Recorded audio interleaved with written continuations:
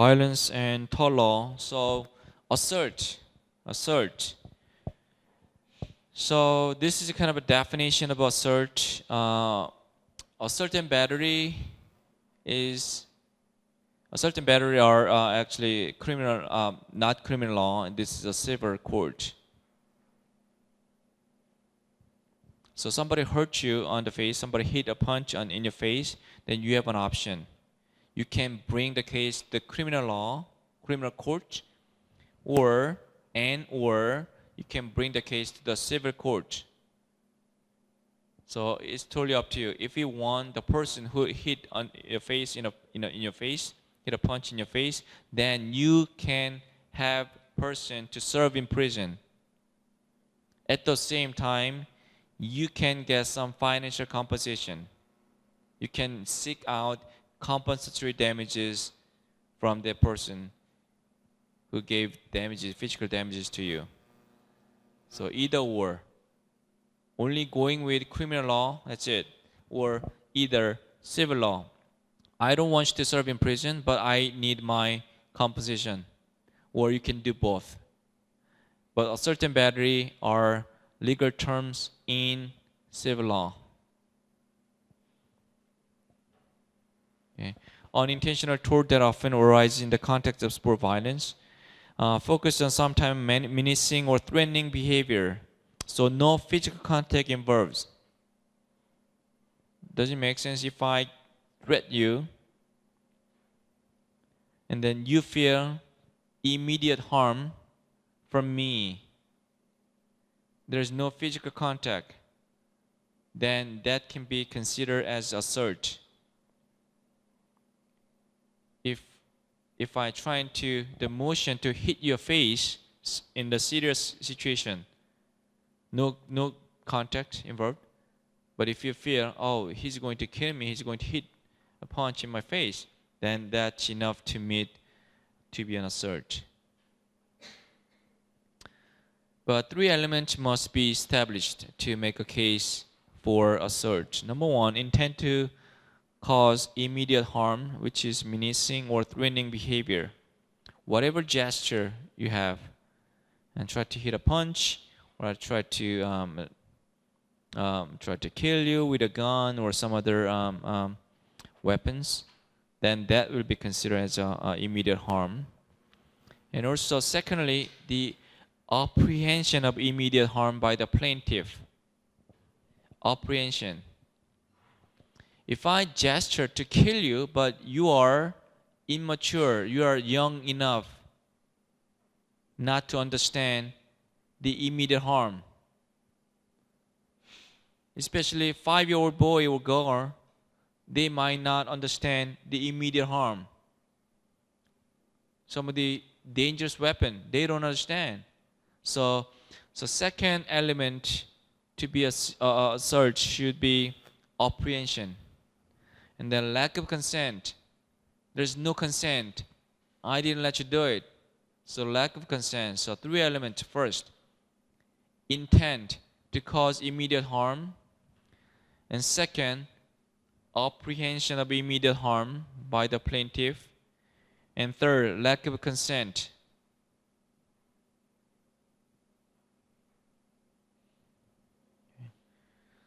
So this is a hypothetical scenario in terms of intent to cause immediate harm. So if we ask a person who had just hit someone with a baseball bat, whether he meant to harm the person, most likely that defendant would disclaim any intent to hurt the person in an effort to avoid the legal consequences. So if somebody trying to hit you with a baseball bat, that's immediate harm. And then that person swing the baseball bat right in front of you, then I apprehend the immediate harm by the person. That's the second one, right? So apprehension of immediate harm by the plaintiff. If Chris tried to have a motion gesture to hit Mr. Parks in the head behind his back, but Park Jong-won doesn't recognize what Chris is doing. For example, hypothetically, then there's no apprehension of immediate harm. I can see it, but Park Jong-un doesn't recognize, doesn't understand or apprehend. In that case, there's no apprehension of immediate harm, or some of the situation, mental disability, they do not understand the immediate danger or harm by the plaintiff. So if it's the case, then there's no apprehension of immediate harm.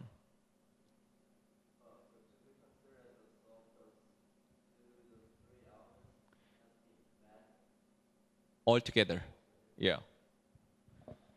If I threaten today to punch someone next Thursday, such as, okay, I'm going to hit you a punch in your face. Let's meet at next Thursday, 2 o'clock next Thursday. Do you feel immediate harm?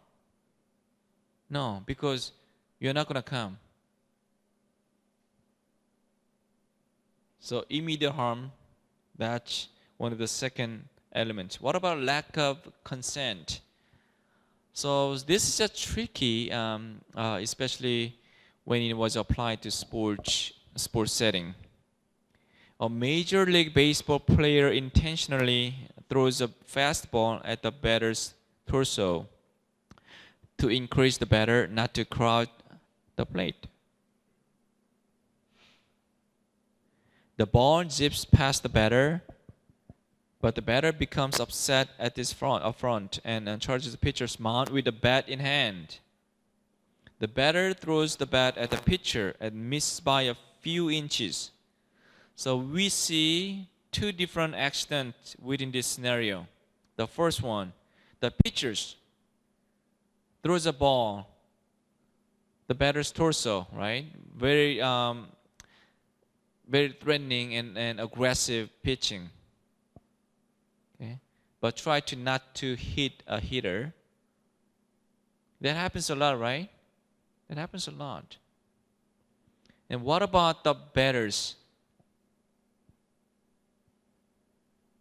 running toward the pitchers with a baseball bat? It happens, right? It happens in Major League Baseball and Korean Baseball League. So two different cases.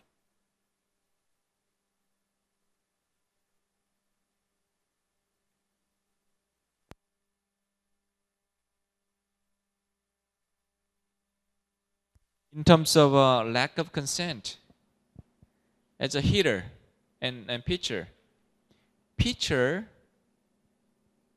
has a right to throw the ball, the batter's torso. We call it unwritten rules. That's a part of a baseball game. We call it in Korea 위협구. That's a baseball terminology. So we understand as a part of baseball game. What about the second accident? If a batter, a hitter, try to run toward the pitcher with a baseball bat, and then shouting and then cursing and some of the bad words out of their mouth. Is that part of game or unwritten rules? So that's the concept, lack of consent. We do not consent. We do not agree the batter to run toward the pitchers. That's not allowed. Okay. So any coach, player, or umpire would attest to the fact that throwing at batters is accepted custom in baseball. That's right. That is intrinsic to the nature of that sport, nature of the baseball. The pitcher's actions are consented to based on the nature of the sport, and there is no assert by the pitchers. However, on the other hand, even though we know of instance in which the batter has gone after the pitcher, this rules violation is not treated as a custom or as part of the culture in the sport. We do not encourage, we do not recommend you do that. But sometimes the pitcher can throw the ball batter's torso. That's allowed. Sometimes, rarely, but we can see that this type of behavior is not consented to within baseball. So if I'm the pitcher, then I can make a claim against the batter regards to assert. The batter, however, the batter has no case in terms of assert because throwing a ball in batter's torso is a part of the game. What about battery? Battery involves actual physical contact. So main difference between assert and battery is the physical contact, whether or not there is a physical contact. Not merely menacing or threatening behavior. If I have hit, if there's some physical contact between two parties, then you can think about battery. But no physical contact, then there shouldn't be battery, but should be within the scope of assert. 3 elements. Intent to cause harmful or offensive touching. Did I have an intent to touch you, or harmful touching, or harmful or offensive touching, actual touching? And the third one is the same, lack of consent. Lack of consent.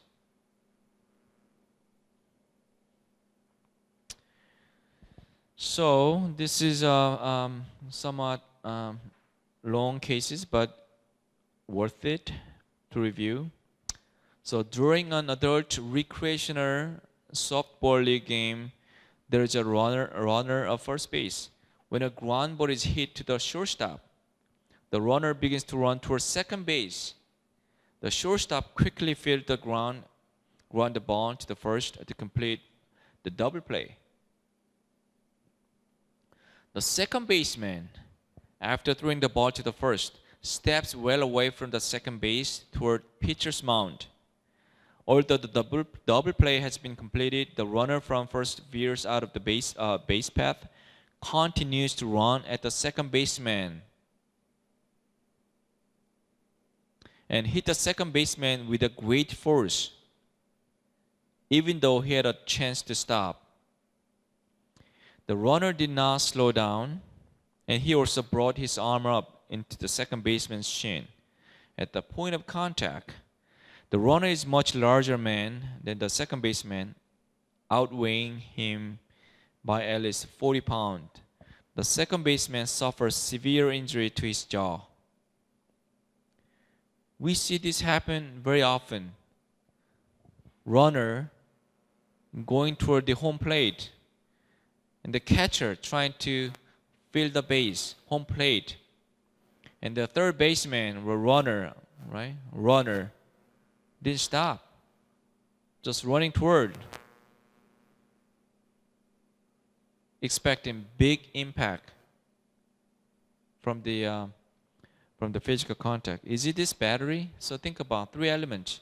The first one, intent to touch, harmful touching. Yes. Second baseman. The first baseman, runner to the second baseman, he had an intent to have harmful touching or offensive touching. Second, actual touching. Was there any actual harmful touching? Yes. What about lack of consent? That's the controversial. Is it lack of consent? Do you think this is part of a game or unwritten rules?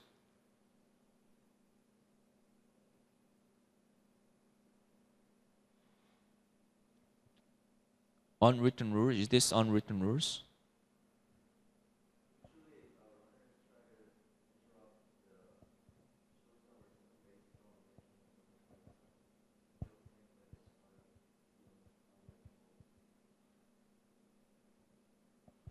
Okay, so we can see the runner going to second base, try to or instructed or educated to disrupt the second baseman to prevent double play. But in this case, a little bit they went a little bit far than they were instructed.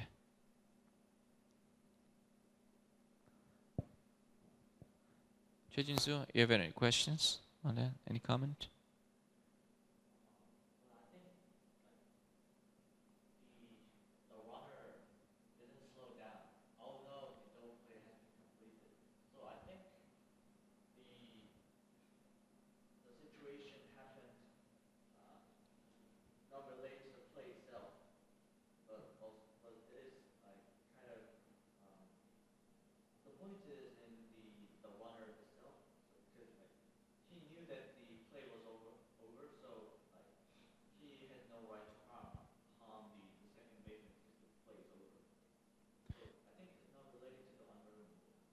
Okay, so if we're not sure what to do, we don't know for sure who's right or not, right? Then what happens? We're going to invite prudent professionals, or AKA expert witness. Okay? We're going to ask professionals, specialists, okay, umpires, or coaches. Is this too much? Or is this okay? So we're going to bring several expert witnesses, and then we can ask them. Okay? Because think about the jury, judges, they are not expert in baseball. So they need to be educated. They need to learn more about this case from expert witnesses. So if they said yes, okay, no problem. It's unwritten rules, part of the game. But if they say, like Choi Jin-soo mentioned, okay, too much, okay, you're out. It was clear, and then you should have prevented or protected the second baseman. That's a duty as one of the player. Duty of care to play a sport by the rules. That's a violation of the play. So, regardless of what the runner says about intent, there is an intent to cause a harmful contact. If you ask the first base runners, and they say, "Did you have an intention to cause harmful touching?" Probably they would say, "I had an intention to disrupt. Okay, I had an intention to touch you, somewhat aggressive. However, I didn't have any intention to hurt you." So can you think of the nuances? I had intention. So from the $1 Million Baby, the blue bear said, "I had intention, an actual touching, to hit Hilary Swank's head behind her, but I had never intended to her to be permanently paralyzed." Two different ones. I had intention to throw the ball to you, but I had an intention to hurt you. I never had an intention to hurt you. So that's totally different. I can hit this one, but I didn't want it to break this. Same thing. I had intention to have a harmful touching the second baseman, but that's not my intention to hurt him. And we certainly have an actual harmful contact, absolutely. Finally, there's a lack of consent because this type of contact is forbidden by the rules and goes beyond what is acceptable within the context of sports.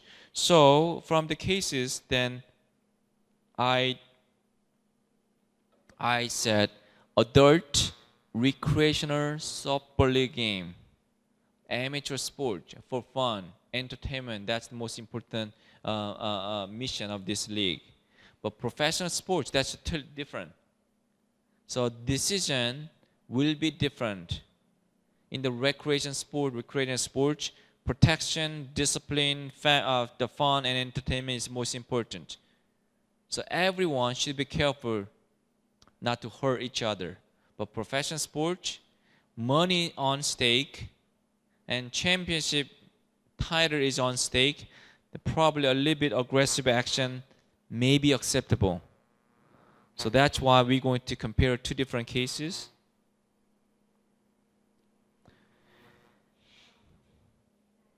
Yeah, sure.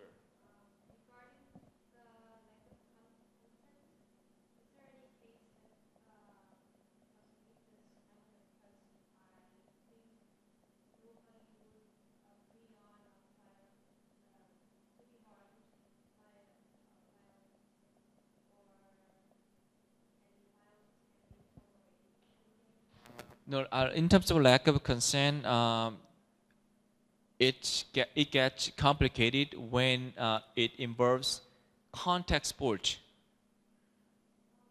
So like a football, NFL, or rugby, the contact sport, how much contact will be consented by the rules? Okay, is it reasonable? Is it too much?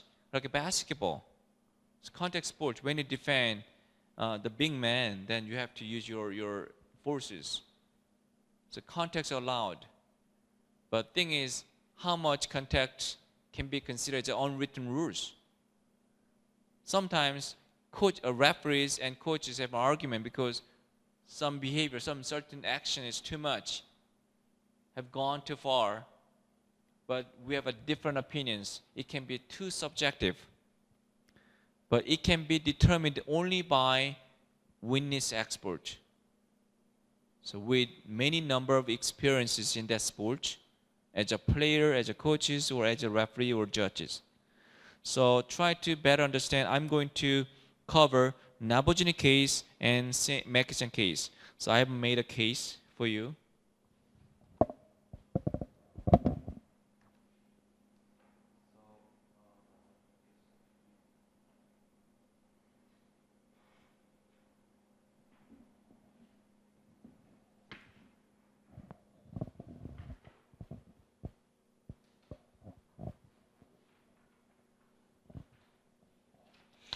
Okay, so this is a similar case in participant violence, and let's take a look at. So a soccer match was held between two amateur teams. So this is a high school soccer game. Members of both teams were high school age. Approximately 20 minutes after play has begun, a Winekta player kicked the ball over the midfield line. Two players chased the ball, and a hands-up player passed the ball to the plaintiff, who is a forward. The plaintiff went down on one knee to receive the pass and pulled the ball to his chest. The defendant player from Winekta continued to run in the direction of the plaintiff and kicked the left side of the plaintiff's head, causing severe injuries. Witnesses agreed that the defendant had time to avoid contact with plaintiff and the plaintiff was in the penalty area, an area in which the rules prohibit contact with the goalkeeper when he was in possession of the ball. Experts agreed that contact in question should not have occurred. So do you understand what situations? So years ago, there's two players, and then one of the defensive player. Right now, the rules has been changed, but defensive player tried to pass the ball to the goalkeeper, who was in the penalty area, and then the other player, the forward, was trying to get the ball, and then goalie actually in a position in the penalty area, but forward ran into the goalie continuously, and he had a time to stop, but he didn't stop. He kicked the left side of the goalie's head. So once again, this is a high school game, high school soccer game. Then forward didn't stop and ran toward the goalie and hit the goalie and hurt him. So the goalkeeper filed a claim against the forward player. How could you do this like this? Okay, we are high school players. I want you to pay out of my medical bill. Seriously injured. So that's the base of the story. That's the fact of this case. So what do you think?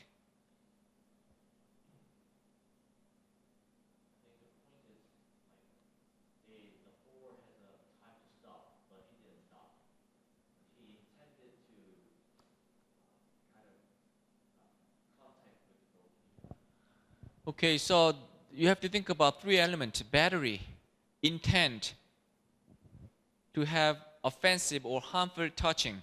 So absolutely, the defendant had a intent, obvious intention to have a harmful touching. And the actual touching, right?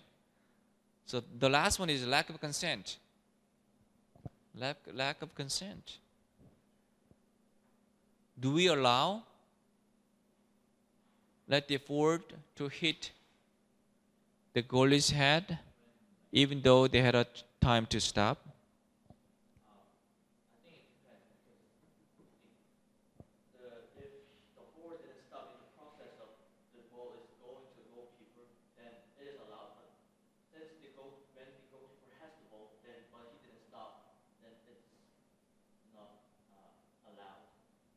Okay, so once again, this is one of the similar case was handled at the Intermediate Court of Appeals, 고등법원. Okay, one of the few cases years ago, and then they didn't know about the FIFA rules, so they invited expert witness. Okay, you know the FIFA rule. What does it say? And then according to the rule book, nobody going to hurt. Nobody allows to kick when the goalie had a full position of the ball in the penalty area. So that's clearly indicated in the rule book of FIBA.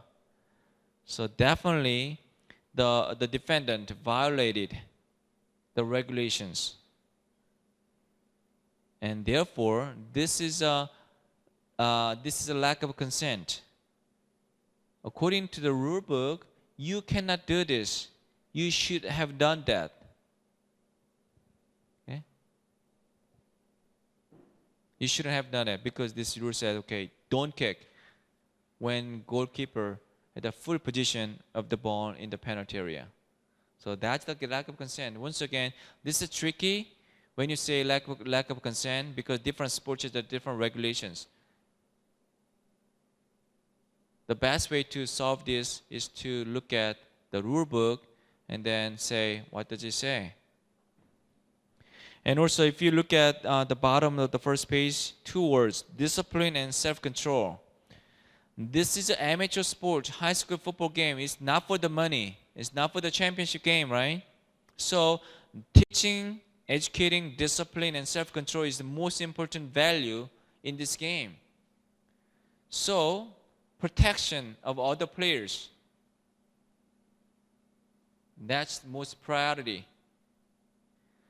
So because common law was adopted by US legal system, common law is the collection of case studies. So if you see similar cases to Nabojini case, all the decisions should be consistent. So if you have a similar case in amateur setting of sports, and the one player hurt the other players, a similar setting, then that will be grossly negligent. Grossly negligence. Not a certain battery, but between smaller than intentional tort, but between mere negligence and intentional tort. So I think I showed you the slide first. Oh, this one. Okay, last week.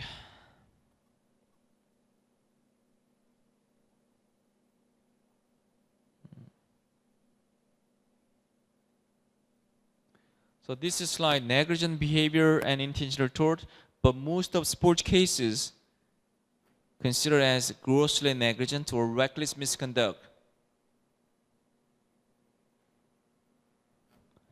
For example, they say, oh, no intent to harm, no intent to harm.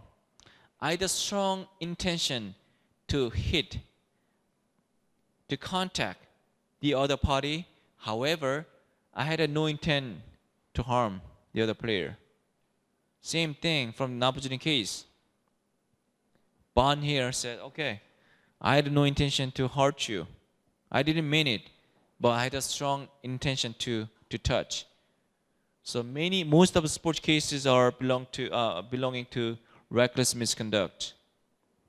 But totally opposite decision actually came out to reckless the McKesson case. So let's go to the second case. This is one-page summary. So, a fact, an ice hockey goalie for the IHL International Hockey League team, Milwaukee Admirals, was injured during a game with the Peoria Rivermen on December 15, 1990. In the second period, there was an altercation between plaintiff and the defendant player from the Rivermen. The plaintiff was penalized. See what happened. During the third period, the ice hockey puck was shot over the boards behind plaintiff goal and out of play. The linesman blew his whistle to stop play, but the defendant skated toward the goalie, who was several yards to the side of the goal. Despite a second whistle, the defendant continued skating, partially extended his arms, and hit the plaintiff with his body and his hockey stick. The plaintiff was knocked unconscious. Defendant received a match penalty from the referee and was suspended for some games by the IHL. They own their regulation in terms of their dangerous behavior, dangerous actions. In the goalie's suit for personal injury, he filed a claim against the defendant player who hurt him and the owner of the defendant player's team. The defendant player filed a counterclaim. We also recognize that the professional leagues have internal mechanisms for penalizing players. Regulation of the league. They have owned their penalty system. Teams for violating league rules and for compensating persons who are injured. In summary, we found that the specific conduct at issue in this case, a severe body check, is part of a professional hockey. So what happened is, at the trial court, he won, the goalie won. The jury said the team owner asked to pay about around $120,000, about 1억 3천만 원. And then the plaintiff, the defendant, filed intermediate court of appeals, 고등법원, 상고. And then what they said is, this case dismissed because as a professional ice hockey player, severe body check and sometimes using a hockey stick is a part of a game. Part of game. In other words, if the other player tried to hit you and actually hit you with a hockey stick, then that is a consented, especially at the professional ice hockey league. A lot of lawyers criticize about the decision. Because of this decision, ice hockey games and very dangerous plays were accepted by players. Still, we see the same similar fighting and dangerous action at the ice hockey games. What do you think? So the victim, the goalie, was penalized permanently for the rest of his life, and he didn't get any money, any compensation from the defendant party. So if you compare two different cases, Nabojini case, amateur sports, very strict. If you hurt the other players, then you will be restricted, and then you will be reckless misconducting at the game. However, professional ice hockey game, assumption risk will be enhanced. In dangerous sports, okay, your assumption risk will be extended, enhanced, increased. So some people try to hit you, then there's no way you can get financial compensation from the defendant party. Does it make sense? Okay. And then some additional information about this case. He was playing NHL, and then IHL is a kind of minor league team. So once he played NHL, and then he was downgraded to IHL, and he's been playing ice hockey more than 15 years. So jury said he should be known potential assumption risk of playing hockey at the professional level. So he makes money, make a living by playing ice hockey. So he should have been experiences several games, several experiences hit by opponent players with ice hockey stick. So unfortunately and unreasonably, from my personal opinion, my standpoint, the result was not appropriately reserved. So that's why this is one of the similar case, but because of the common law system in the United States, then similar case like this should follow the precedent. This set the rules. So if you play dangerous sport like ice hockey, then assumption risk will be enhanced.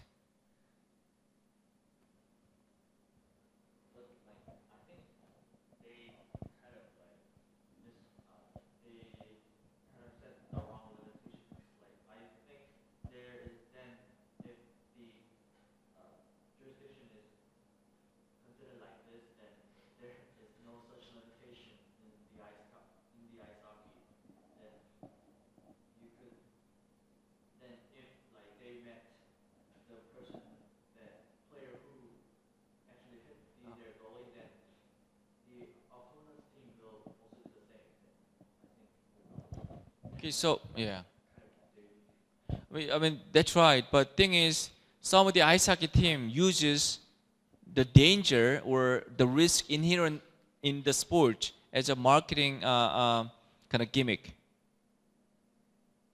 When I was in Florida, and then there's one NHL team in Florida saying, if you miss your front tee, then you can come to the game for free.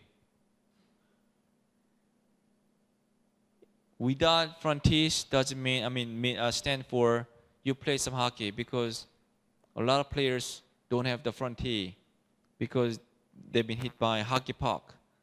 Nobody can avoid. So hockey puck, flies like 60 miles an hour or faster.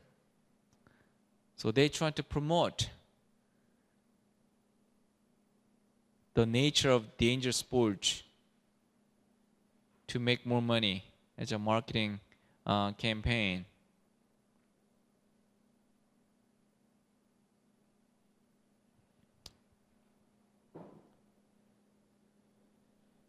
Okay.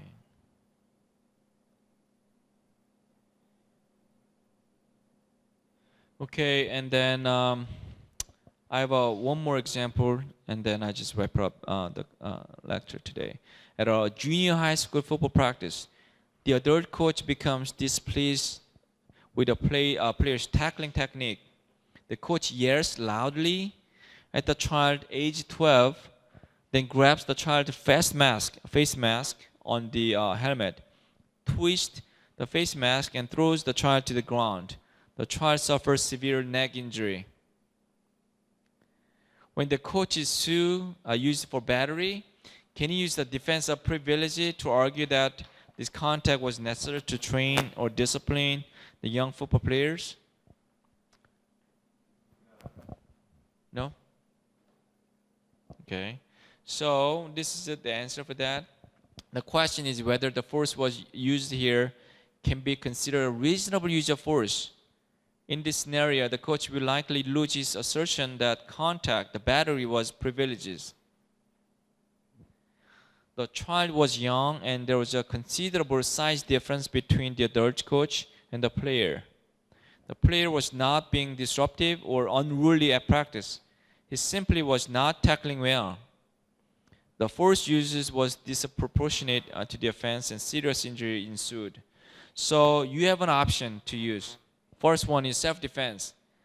So these are two unique defensible options for a certain battery. Self-defense. A person may be entitled to use reasonable force to defend himself or herself from attack. Okay? So self-defense. And secondly, reasonable force to control, train, or educate a child.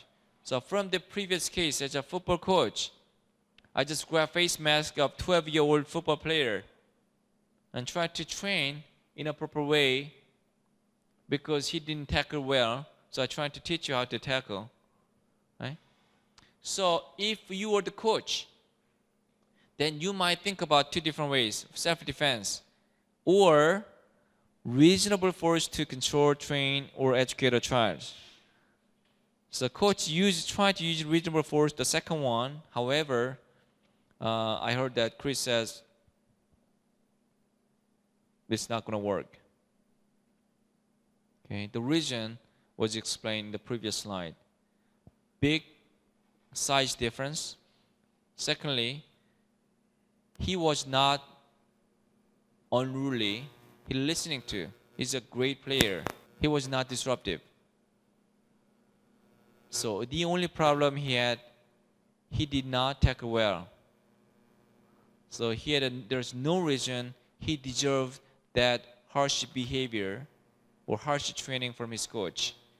So even though he had an option to use a second defensible option, but based on my opinion, and probably Chris supported, not going to work.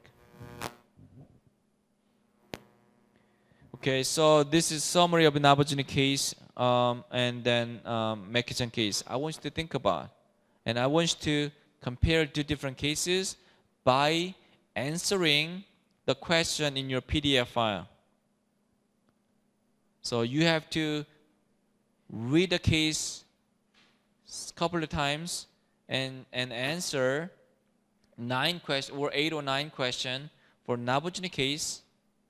And then you have to answer 6 questions after reading Mekichan versus St. Louis Hockey Club.